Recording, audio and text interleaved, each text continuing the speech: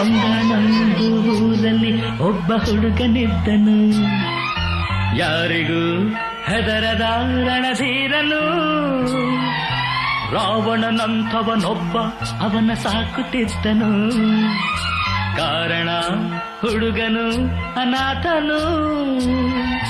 ಭೀಷ್ಮ ಅರ್ಜುನರೆಲ್ಲ ಹುಡುಗಿಯರ ಕದರಲ್ಲ, ಹಾಗೇನೆ ಈ ಹುಡುಗ ಮಾಡಲೆಂದು ಹೋದಾಗ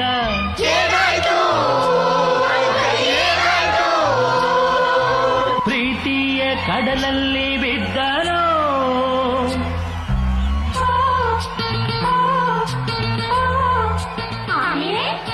ಲಾಲ ಲಾಲ ಕರನ ನಾನನ